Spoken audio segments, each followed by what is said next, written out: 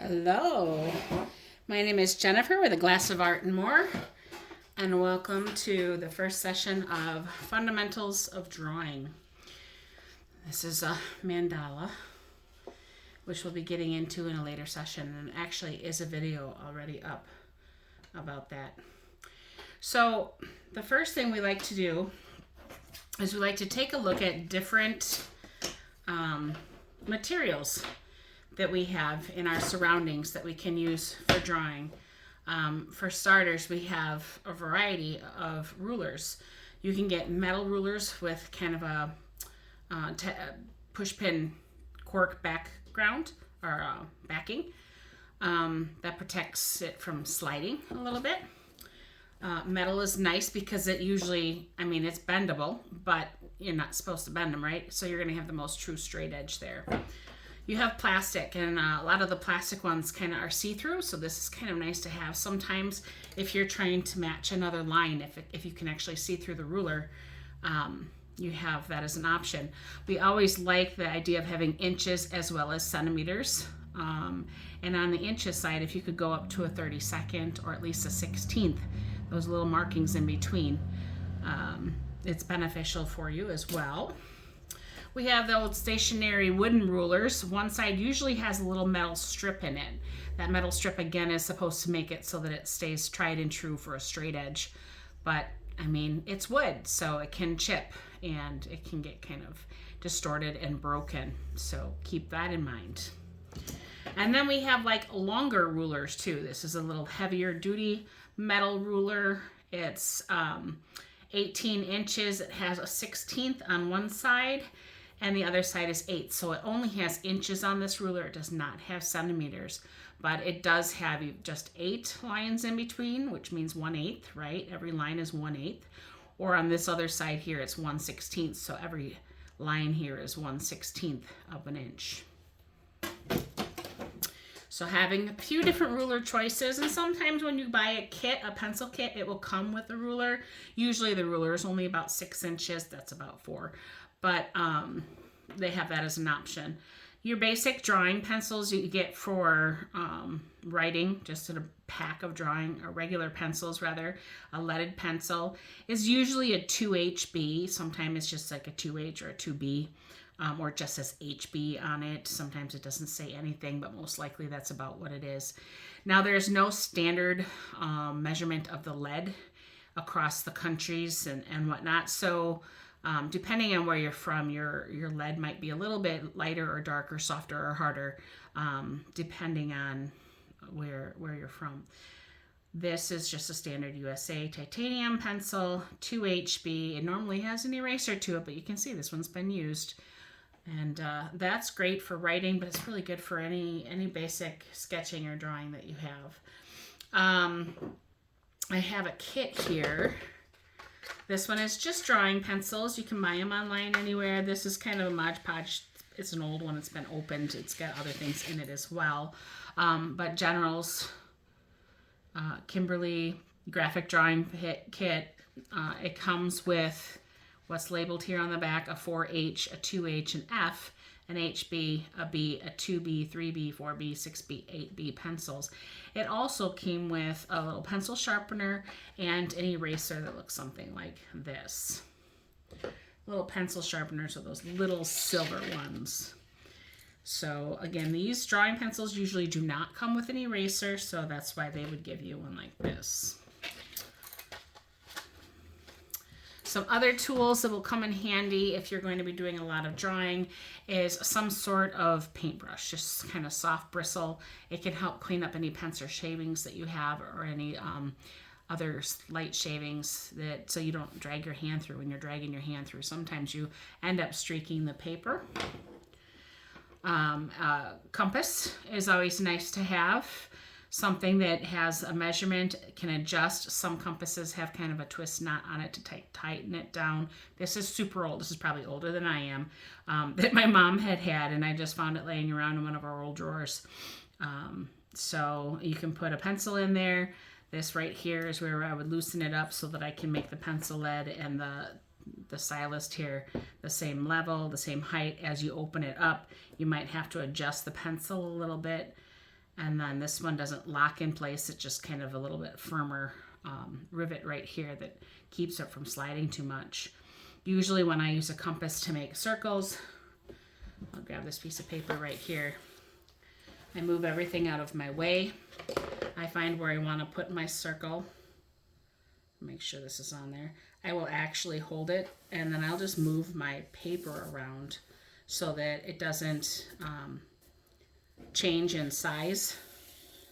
It's not moving around, and I try to draw it really lightly so I can erase, because usually when I'm using a compass to get that perfect circle, right, and I can make it smaller, that same pinhole wherever it went, and just make a smaller circle. You just bring it in a little, and keep going all the way through. So you can make different centrical circles that are always at the same point if you just kind of keep shrinking it and keep that stylus in the center. If I was to do something on this paper like a mandala and I wanted it centered, I would actually take my long ruler and go from corner to corner, and I would divide my paper up like it's a pizza, so like in 8 slices.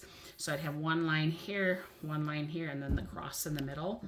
And then where they all cross, that I know is my center of my paper. So if this isn't exactly square, I can get it in the center. Because if you try measuring it the other way, it might always be off a little bit. So there's that. I have some tape. Sometimes I like to tape things down like on a drawing board. If you don't have a drawing board, basically that's like a piece of masonite. It's about 1/8 of an inch thick. And it usually has some clips on it. I do have one here in my studio, but I'm not going to get up and get it right now. Think of a clipboard, but on a much larger scale. And then you could take that outside and you can draw on it. So if you stick to a small size, like you're using computer printer paper, for instance, this is printer paper. It's 8.5 by 11. There's nothing fancy with it. It's very lightweight. It's the cheap stuff. It's not even the nice stuff you get, when you're making copies places. Taping that down so if you're outside, the wind isn't going to blow it all over, at least in, a couple corners, and then be able to work on that. When you do get your tools out and you have them selected, let's say you bought a kit, you want to practice with whatever tools you have. I'm going to take this whole stack, so my table's pretty marred up here from other things. Another thing I have here is a Sharpie marker. It's just it's not Sharpie, it's Visa or whatever. It's an ultra fine tip. So you might know it as ultra. You might see it as extra fine tip, whatever you use. It's the smallest one. It's not that fine tip marker, which is your regular marker tip head.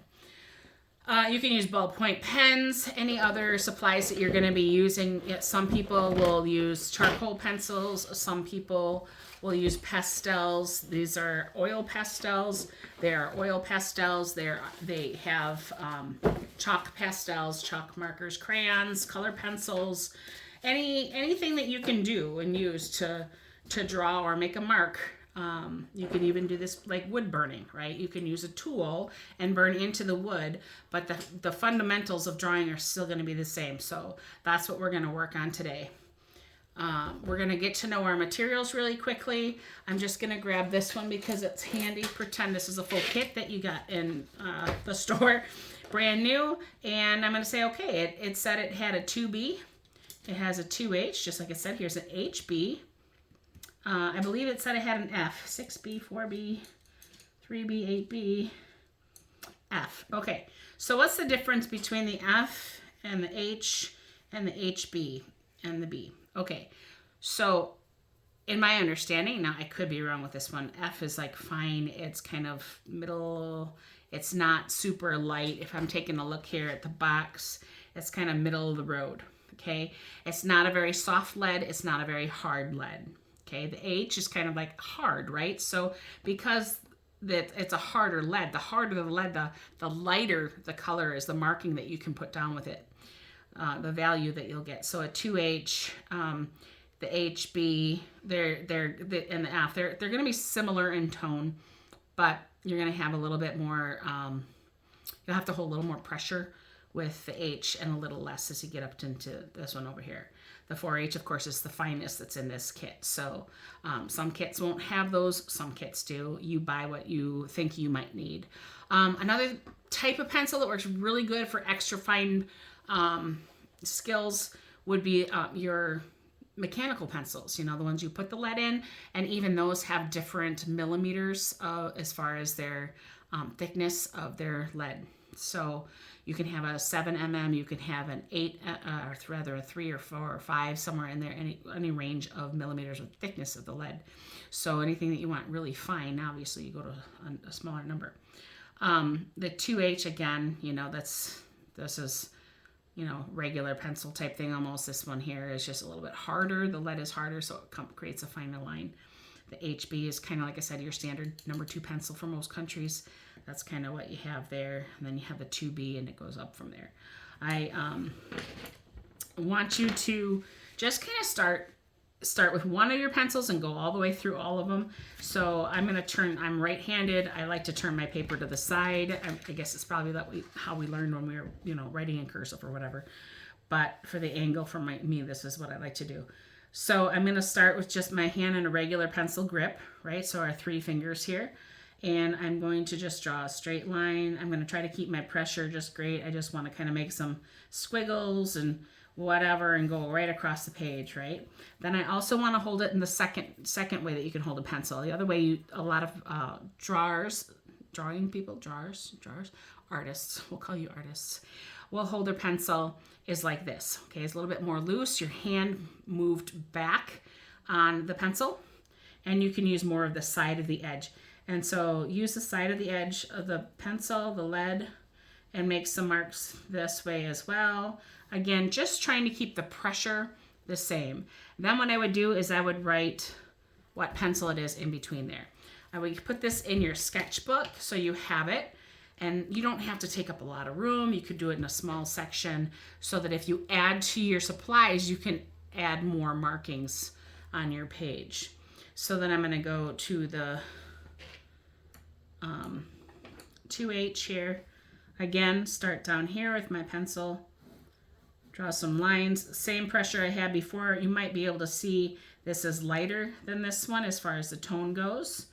This is your 2H. And if I was to hold my pencil back here and use the side of the lead, and there you go. That's the 2H. Now, sometimes you'll notice, you want to take notice with your marking. How can I make this look different? So really kind of have fun with it. Relax, take your time. I don't know if you can notice this on the camera, but where the very tip of the pencil is kind of this harsher line. And then the side of it, right through here, you can see it like it's a shadow. Right there and here. So if you think of like calligraphy, how they have that really pretty like shadow and handwriting in there, that's kind of, you know, if you keep your pencil sharp, that's something you can take notice to. If you have a dull pencil, here's my 2B. Okay, I haven't sharpened it in a while. This line is going to look thicker than the other ones already, just because there's not a nice sharp point. And I'm also not going to get much of a difference here in this way. So make sure you keep your pencil sharpener handy, and you go ahead and keep it nice and sharp. When it's just out of the kit, they should be brand new and sharp. So let's take a look what it looks like now. See the difference there between writing on the side with this one and this one. So keeping it sharp, more lead. The other thing you can do is you can use like an X-Acto knife or a little whittling type knife, a little pocket knife to whittle this away. So I think of back in the day before my grandparents had a pencil sharpener and I loved to draw. My grandpa would have to sharpen my pencils for me because he'd get out his pocket knife and he would sharpen it down to the point. You'd end up with a lot more lead showing. So you had to be careful not to put too much pressure down or you would break it. Like, Grandpa, you have to sharpen it again. And after a while, he might get annoyed. You never know. So keep that in mind. So do this with all of your kit, your whole kit. So if you have crayons in there, if you have colored pencils in there, if you have charcoal or pastel or vine charcoal, make marks like this and everything and label them.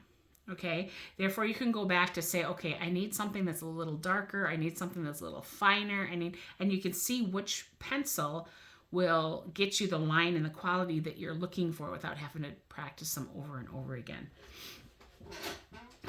So that was step 1 of our drawing fundamentals class. Get to know your supplies.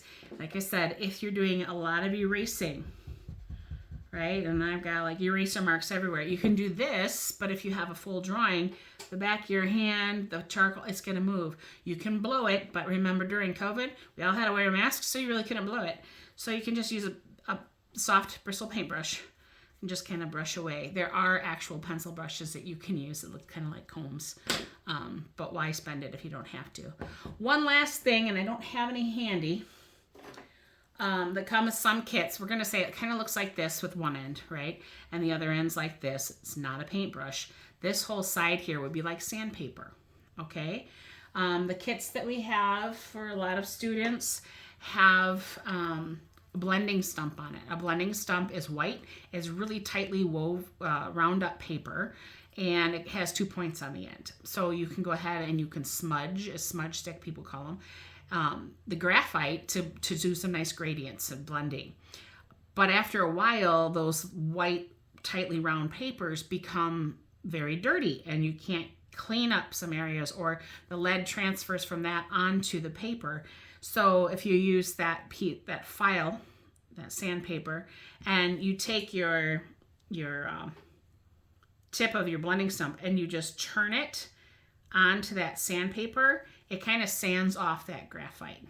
And once your sandpaper gets filled, you tear it off, and there's another sandpaper that's just stapled to the board. It's like an emery board type thing, just stapled to it. And then you never want to take this and twist it off and like peel it off like people do with the crayon wrappers, how they tear off the crayon wrappers, because then you're just going to unravel your blending stump. And I don't have any here with me right now, so I can't show you the blending stumps, but they're about this long. They come in super skinny up to really fat, and when the really fat ones tend to be a little longer, but both ends of them have a nice point, just like your pencils do. They kind of come like this. So you can practice using those. Practice your erasers. There are electric erasers too. You can use your pencil erasers, those ones that have the caps on, you can use those. We like to have a white eraser. The pencil kits sometimes come with a neat eraser. A pink pearl is decent. A lot of artists don't like the pink ones because it tends to leave a pink mark on their paper. There's some cube ones. They're kind of a gummy eraser. There's like 1,000 different types out there, so I'm probably exaggerating, but there's a lot out there. So if you have different markers, if you have different colored pencils, whatever, like I said, you have in your kit, practice with them. Make your marks. Now, if I hold this in one spot for too long and then draw, you see it's leaving a fat dot because it's bleeding, right? Markers have a tendency of bleeding. So it creates, you have to think about that as you're drawing too. Do I want a thicker line? If I just hold it in place and draw really, really slowly, it'll create a thicker line. This is very similar to what a wood burning tool would do. The wood burning tool, you plug into electricity and it heats up, and then the metal tools burn into your natural woods. And then you can use stippling with your dots, or you can create with a bunch of lines and patterns. All right, so everything we do here is just called mark making. That was kind of the first thing that we went over in class. And go through all of your tools and do whatever you can with making marks. The next video I will show you the quick exercises that we did. We did a contour line drawing. Actually, it was a continuous contour line drawing, so we never lift our pencil off the page. We made some just line designs, and we are working on spacing and consistency, having a nice similar stroke every single time. And that will be the next video as well. And then after that, you've seen the mandala video, but I will show you some differences between Zentangles and mandalas so you can create kind of visual textures with things.